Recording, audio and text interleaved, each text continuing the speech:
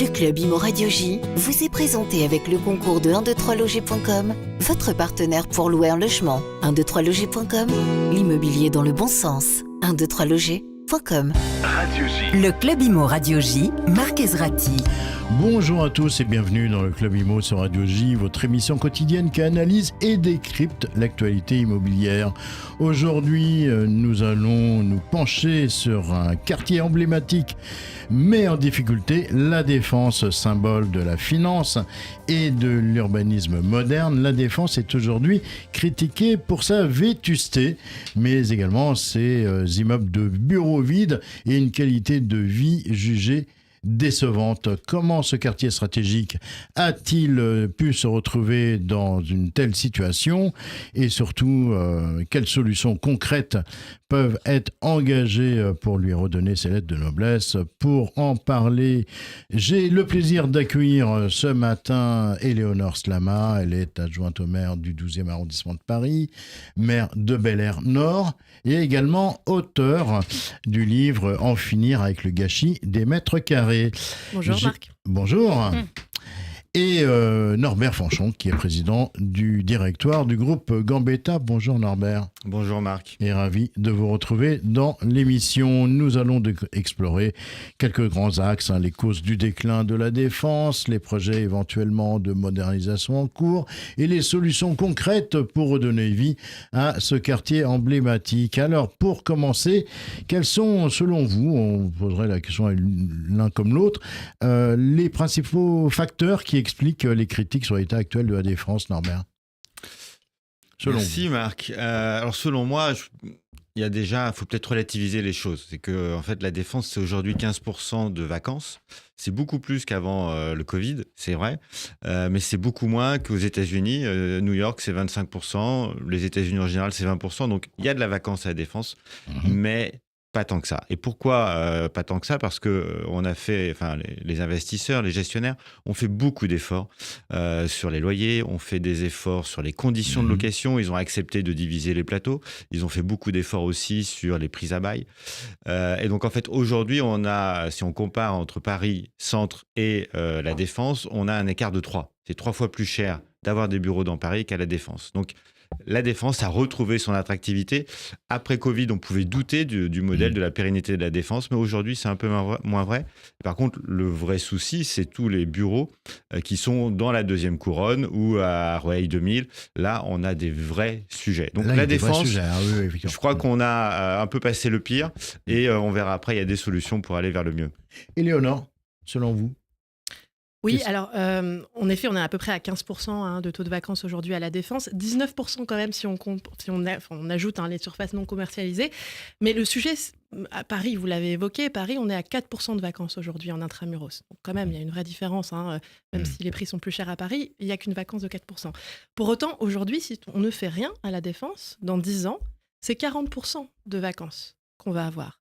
Donc, c'est pas moi qui le dis, c'est l'association des utilisateurs de la Défense, l'Aude. Donc, c'est dire qu'on doit absolument agir aujourd'hui pour changer de modèle. Parce que le problème, c'est que ce n'est pas justement une simple crise que traverse ce quartier. C'est vraiment la fin d'un modèle, celle de la ville mono-usage, mono-fonction. Il est temps que le quartier de la Défense s'adapte à tout ça et puis surtout relève le défi du changement climatique. Selon vous, Éléonore, les autorités publiques, est-ce qu'elles ont une part de responsabilité dans ce qui se passe aujourd'hui? Oui, bien sûr, même si elle est partagée, mais les pouvoirs publics ont surtout la responsabilité d'agir et d'impulser une nouvelle dynamique pour le quartier de la Défense. La situation qu'on observe aujourd'hui, elle a des causes multiples, bien sûr, et des responsabilités partagées. Comme l'explosion du télétravail, on est encore à un jour et demi par semaine de télétravail à la Défense. C'était 0,7 avant le Covid, donc ça c'est un changement de vie. Mais il y a surtout... c'est monté jusqu'à 3 jours, la Défense. C'est monté, oui, jusqu'à 2,5 je crois en 2021.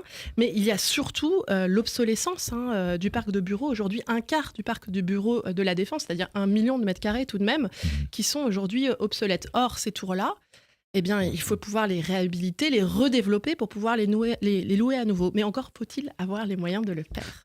Et d'ailleurs, pour ajouter ce que vous venez de dire, on est à 5 millions de mètres carrés dans les Hauts-de-Seine. principalement à la En Défense. Île-de-France, 5 millions de mètres carrés de bureaux vides en Île-de-France. En Île-de-France. Et 9 millions sur le plan national. Dont 1 million à la Défense.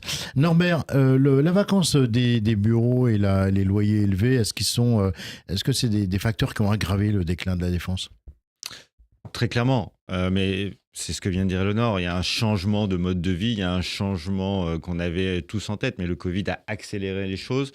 On est maintenant dans des chocs à chaque fois, et donc la défense, le modèle de la défense est dans un vrai choc.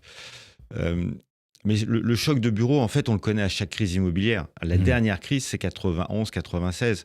Et pour les mêmes raisons, on avait construit beaucoup de mètres carrés de bureaux en blanc. Et c'est passé la même chose dans les dernières années. Et en fait, quand vous construisez en blanc sans l'utilisateur final, c'est ça que ça veut dire construire en blanc. C'est que vous avez un investisseur, mais vous n'êtes pas l'utilisateur final. En général, vous allez un peu à la catastrophe, vous allez dans le mur. Donc le vrai sujet, c'est quand on construit un immeuble, c'est effectivement d'avoir son locataire. Et se pose la question de l'obsolescence. Et qui paiera l'obsolescence, qui va payer la transformation des bureaux? Alors justement, c'est quoi les freins principaux à la mise en œuvre de ces projets? Alors, il y a la notion de réversibilité qui revient à chaque fois, mais c'est pour ça que je reviens sur la crise de 96. Moi, j'ai la chance d'être un peu âgé, parce que maintenant, il faut que je dise que j'ai la chance. Et quand j'ai fait mon mémoire d'études en 1996 à l'INSA de Lyon, la question qu'on s'était posée avec mes copains, c'était comment on pouvait transformer les bureaux en logements. On est en 96, 25 ans après, 30 ans après, on se pose à peu près la même question. Et à l'époque, on avait rencontré des investisseurs, des utilisateurs. Ils nous avaient dit, c'est fini, plus jamais on construira en blanc. Et maintenant, le prochain bureau, on construira réversible. On pourra faire des logements d'une façon très facile. Ce qui s'est passé, c'est exactement pas ça. Parce que la réversibilité a un coût et vous n'allez pas faire des logements dans un quartier d'affaires. Est-ce que c'est une question d'investissement selon vous Alors, moi, je ne suis pas tout à fait d'accord. Je pense qu'il faut pouvoir faire demain aussi des logements à la Défense, des logements de tout type et pour tout le monde. Je pense vraiment que sur ce sujet, on a besoin d'une vision, d'un cap, d'engagement réciproque aussi du public et du privé, et surtout le faire sur le moyen et sur le long terme. C'est très important qu'en la matière, on puisse avoir une certaine visibilité. Mais il va falloir que chacun mette un peu la main à la pâte, accepte aussi de faire des concessions, accepte aussi de perdre un petit peu, individuellement pour peut-être qu'on évite de perdre tous collectivement beaucoup.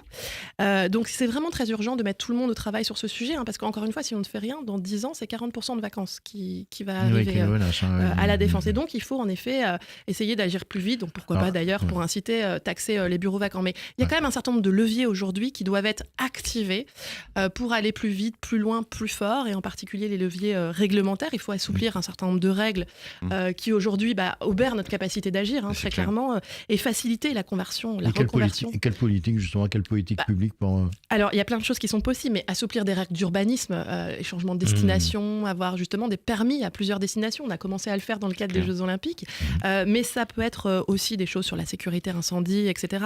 On a fait, en tout cas avec le groupement d'acteurs publics-privés, bref, et en particulier les notaires chevreux, tout un tas de préconisations en la matière, mais il y a aussi faciliter la reconversion de bureaux en logement, et ça passe aussi par des aspects un peu plus financiers, d'investissement. Le nerf de la guerre, c'est quand même cela.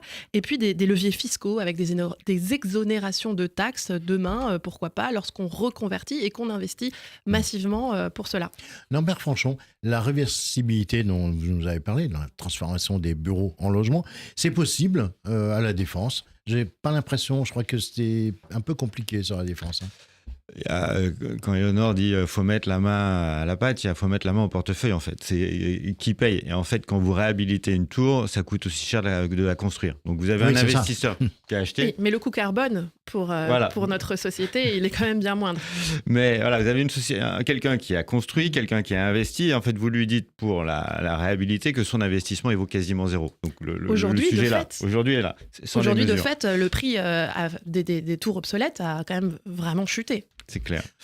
C'est clair. Non. Enfin, en théorie, oui, mais quand vous regardez les portefeuilles d'investissement, pas vraiment. C'est-à-dire qu'on sait qu'il y a des aides d'accompagnement, on sait que les loyers ont baissé, mais tous ces tours sont détenus par des SCPI. Et quand vous regardez le cours des SCPI, il y a des décotes, mais on sait que ces décotes ne sont pas à la hauteur de la perte immobilière. Donc là, on a un vrai sujet en France, parce que les anglo-saxons sont allés beaucoup plus vite que nous. Et donc, nous, on n'en est pas là. Mais sur plutôt que de transformer ces tours, moi je serais plutôt pour ajouter des logements à la Défense. Vous avez à la Défense un plan d'urbanisme assez dingue qui est une esplanade de 200 mètres de large. 200 mètres de large, alors je ne suis pas adjoint à la ville de Paris, mais c'est largement une avenue de Paris. Et pourquoi on ne construirait pas des logements au milieu de l'esplanade ? Pourquoi on ne recrée pas de la valeur des mètres carrés ? Parce qu'on a besoin d'argent, on a besoin d'aller trouver du financement. Pourquoi on ne ferait pas des logements au cœur d'affaires et si on recréerait de la valeur, on recréerait une attractivité, on referait venir des gens au cœur de la Défense. Éléonore, vous parlez souvent de mètres carrés hybrides et réversibles. Est-ce que vous pouvez nous donner des exemples concrets ? Oui, alors merci de rappeler ça. En effet, moi j'ai fait du gaspillage immobilier, un peu un de mes chevaux de bataille. Et donc je lutte contre la vacance, bien sûr, mais aussi la sous-utilisation massive et généralisée de nos mètres carrés qui font qu'aujourd'hui, par exemple, un immeuble de bureau est même pas utilisé entre 20 et 30% du temps. C'est-à-dire que grosso modo, 70 à 80% du temps, il ne s'y passe rien, il ne sert à rien ni à personne. Et donc pour pouvoir rendre un bâtiment, un espace plus intense, il faut jouer sur un certain nombre de leviers comme bien évidemment la mutualisation, l'hybridation, donc le fait d'avoir plusieurs usages sur un même lieu, la chronotopie, le fait de penser ce lieu en fonction des différentes temporalités, et bien sûr la réversibilité, on en a un petit peu parlé avec la reconversion par exemple de bureaux en logement qui se fait d'ailleurs, qui s'est un petit peu fait un peu d'ailleurs aussi à la Défense. Il y a eu des exemples avec des bureaux qui ont été transformés en résidence hôtelière ou aussi par exemple je crois en campus étudiant, enfin en tout cas en enseignement en enseignement supérieur. Exactement. À la Défense, on pourrait très bien demain activer un certain nombre d'espaces comme les halls d'accueil, les halls d'immeubles, mais aussi les toits terrasses, les fameux rooftop, qui sont aujourd'hui beaucoup plus actifs dans des territoires comme les États-Unis. Les tours sont ouvertes au public, enfin les toits terrasses des tours, les halls d'immeubles aussi. C'est pareil d'ailleurs en Asie. C'est une évidence que demain, on puisse ouvrir ces espaces beaucoup plus sur l'extérieur. Et d'ailleurs, ça fait partie des propositions qui ont été proposées par les États généraux des tours à la Défense. Ça fait partie des 10 propositions. Et je pense vraiment qu'on pourrait aller encore plus loin demain. Comment on peut inclure en plus les citoyens à toutes ces réflexions ? Comment on peut les rendre acteurs finalement de... Oui, alors en effet, déjà, l'ADN de la Défense, c'est un petit peu ce partenariat public-privé. Or aujourd'hui, on le voit bien, chacun dans son couloir, on n'y arrive pas. Donc il faut vraiment briser les silos entre le public, le privé et la société civile. Et ça doit être renforcé. D'ailleurs, c'est ce qu'ils ont un petit peu, encore une fois, commencé à faire avec les États généraux des tours, qui était un événement fait de plusieurs conférences, qui était d'ailleurs ouvert à toutes et tous. Mais si on fait ça, c'est pas simplement pour se faire plaisir. Impliquer les acteurs divers et variés dans cette réinvention de la Défense, ça garantit des solutions qui sont adaptées demain et acceptées aussi par tous, parce que l'acceptabilité sociale, c'est quelque chose d'important. Donc ce n'est pas que du vent, loin de là, c'est pas que de la communication. Moi, je pense que c'est vraiment un élément structurant. Il faut qu'on puisse trouver une façon de réinventer la Défense qui colle aux besoins de ce territoire et aux attentes des gens, leur mode de vie demain. Norbert Fonchon, le mot de la fin pour vous, quelles actions vous préconiseriez au pouvoir public et aux investisseurs pour réinventer la Défense ? Je sais, c'est une question compliquée, mais...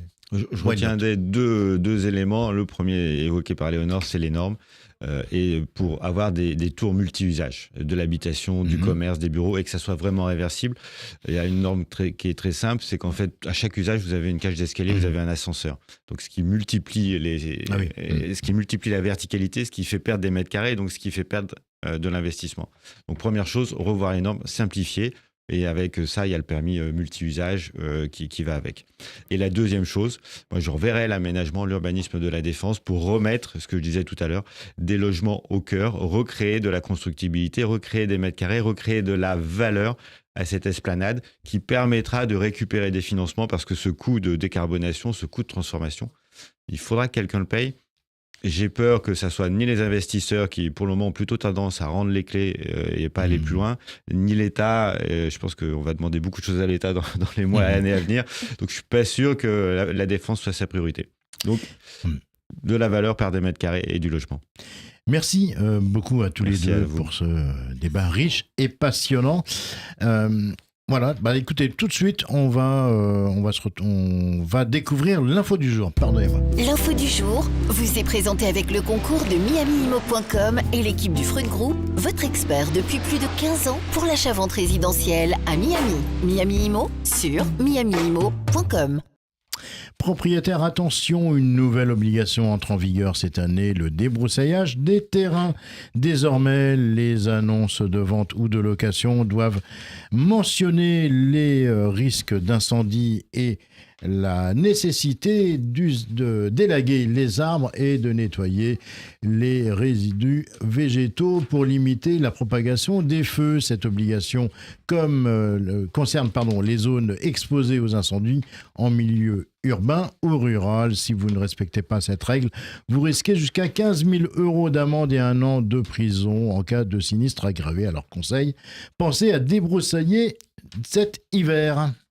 L'info du jour vous a été présentée avec le concours de miamiimo.com et l'équipe du Fruit Group, votre expert depuis plus de 15 ans pour l'achat-vente résidentielle, location et investissement locatif à Miami. Miami Imo sur miamiimo.com. Radio J. Le Club Imo Radio J, Marc Ezrati. Et on est de retour dans les studios de Radio J. C'est maintenant l'heure de votre chronique conseil avec Coralie Davin, ancienne Nanterre et ambassadrice chez Biact. Bonjour Coralie. Bonjour Marc. Alors chaque semaine, vous répondez aux questions que vous nous envoyez, chers auditeurs, pour vous aider à mieux comprendre les règles et subtilités de vos projets immobiliers. Alors Coralie, on va commencer tout de suite avec une question qui intéresse beaucoup d'ailleurs de nos auditeurs, qui concerne de nombreux acheteurs immobiliers. Johan notamment, qui nous écrit pour savoir comment il peut annuler une vente après avoir signé le compromis de vente concernant un appartement. Qu'est-ce qu'on peut lui répondre ? Alors, bonjour Johan. Effectivement, Marc, c'est une préoccupation très fréquente une fois que le compromis de vente est signé. L'acquéreur dispose d'un délai légal de rétractation de 10 jours. Durant cette période, il peut se désister sans avoir à fournir de justification. Il envoie simplement une lettre recommandée avec accusé de réception ou à son vendeur ou à son notaire. Ce droit de rétractation, c'est une protection offerte à l'acheteur par la loi pour lui promettre de réfléchir sereinement à un tel engagement. Et je vous précise que ce droit de rétractation n'est valable que pour les biens à usage d'habitation, c'est-à-dire vous achetez un local commercial ou des bureaux. Voilà, vous n'avez pas la possibilité de vous rétracter par la suite. Et après ces 10 jours, il se passe quoi ? Alors, l'annulation devient plus complexe. Toutefois, certaines conditions suspensives stipulées dans le compromis peuvent entraîner l'annulation automatique de la vente si elles ne sont pas réalisées. Par exemple, si l'acquéreur n'obtient pas son prêt malgré des démarches sérieuses, évidemment. Et donc là, à ce moment, la condition suspensive n'est pas levée et le compromis devient caduc. Donc il est essentiel de bien comprendre les clauses du compromis de vente et comment on pourra s'en défaire éventuellement. Est-ce que vous avez un exemple récent à nous Alors justement, dévoiler? Marc, en effet, il y a eu une décision récente qui a été rendue par la Cour d'appel de Nancy le 9 décembre 2024 qui illustre cette situation. Un acquéreur avait signé une promesse de vente pour un appartement d'un montant de 207 000 € sans condition suspensive de financement. Après le délai de rétractation, il a refusé tout simplement de finaliser la vente. Une mauvaise idée. Très mauvaise idée parce que le vendeur et l'agence immobilière l'ont poursuivi en justice. Et la Cour d'appel a condamné l'acheteur à verser une indemnité de 20 700 € au vendeur, ce qui correspond aux 10%. Il a dû également verser les honoraires à l'agence, qui étaient de 12 000 € pour l'agence. Et en plus, il y a eu les frais de justice. Donc, ça lui a coûté 36 700 €, soit 18% du prix de vente. C'est une somme considérable. Absolument. Donc, ça illustre l'importance de bien réfléchir avant de s'engager et comprendre toutes les implications juridiques. Alors, on va passer, merci Coralie, on va passer à la question suivante qui nous a été envoyée par email par Samuel qui nous écoute entre Paris et Lyon. Il nous demande, je vais bientôt acheter un appartement en copropriété, mais des travaux ont été votés juste avant que je signe.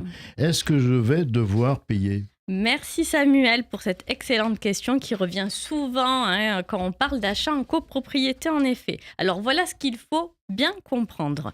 Lorsqu'un bien est vendu, les travaux votés avant la signature de l'acte de vente définitif restent en principe à la charge du vendeur. Pourquoi ? Parce que ces travaux ont été décidés en assemblée générale lorsque le vendeur était encore propriétaire. Donc c'est tout à fait logique. Cependant, attention parce que ce principe peut être modifié si une clause contraire est prévue dans le compromis de vente. Donc, tout dépend de ce que les deux parties ont convenu à ce moment-là. Et si les appels de fonds, ils arrivent après que Samuel soit devenu propriétaire, alors, qu'est-ce qui se passe ? Très bonne question, parce que si les appels de fonds ne sont pas réalisés par le syndic avant la vente, c'est bien l'acheteur qui les recevra une fois devenu propriétaire. Donc pour éviter que Samuel se retrouve malheureusement à payer des travaux votés par le vendeur, il est courant que le compromis de vente précise tout simplement que le vendeur verse une provision à l'acheteur correspondant au coût estimé des travaux. Donc l'acheteur, tout simplement, avec cette somme, il pourra régler les appels de fonds lorsqu'ils arriveront au fil du temps. Donc tout doit être clair dès le compromis de vente. Exactement, il faut vraiment faire attention à tous ces points et surtout que tout ça soit prévu par écrit. Sinon, si rien n'est précisé, Samuel pourrait être tenu tout simplement de payer l'intégralité des travaux, même s'il n'a pas participé au vote, étant donné qu'il n'était pas propriétaire. C'est pour ça que je conseille toujours de bien encadrer ce genre de situation lors de la phase de négociation. Coralie, on a une dernière question. C'est Sarah qui nous la pose. Et elle s'interroge sur l'impact du diagnostic de performance énergétique, le fameux DPE, lors d'une vente. Elle nous demande « Je souhaite vendre mon appartement, mais le DPE est très mauvais. Y a-t-il un risque que cela fasse baisser sa valeur ou que la vente soit bloquée à cause de la nouvelle réglementation ?» Merci Sarah et bonjour pour cette question très pertinente, surtout en ce moment avec toutes les évolutions et sujets autour du DPE. Alors, pour être très clair, un mauvais DPE, c'est-à-dire une classe F ou G, ne bloque pas la vente, mais il peut effectivement avoir un impact sur la valeur de votre bien. Un impact de combien ? Alors, environ 10 à 20%, donc c'est à peu près la décote actuelle. Ça dépend du marché local, évidemment, et de l'ampleur des travaux. Les acheteurs négocient davantage, car ils anticipent ces travaux qu'ils font évaluer. Rapidement, ces travaux, ils sont obligatoires ? Alors, pas du tout. Ce n'est pas obligatoire. En tant que vendeuse, Sarah doit simplement fournir un DPE à jour, c'est-à-dire de moins de 10 ans. Et si elle ne fait pas les travaux, quelles sont les conséquences ? Alors, il n'y a aucune conséquence particulière si elle ne fait pas des travaux. Elle doit juste s'attendre à ce que les acheteurs soient plus exigeants sur le prix, demandent une provision pour travaux. C'est une question de stratégie. Soit elle vend à un prix plus bas, en effet, soit elle investit un peu pour revaloriser son bien. Merci beaucoup Coralie Davin pour ces précieux conseils. On se retrouve très vite dans le Club Imo pour répondre à vos questions. Continuez à nous écrire sur radioj.fr, sur nos réseaux sociaux. Et voilà, le Club Imo, c'est terminé pour aujourd'hui. Demain, nous poserons une question essentielle. A-t-on encore besoin d'un ministre du Logement ? En attendant, prenez soin de vous, passez une excellente journée et restez bien à l'écoute sur Radio J. Le Club Imo Radio J vous a été présenté par 123loger.com. Sur 123loger.com, les locataires postent leur profil et ensuite, ce sont les propriétaires qui prennent contact avec eux. 123loger.com, l'immobilier dans le bon sens. 123loger.com.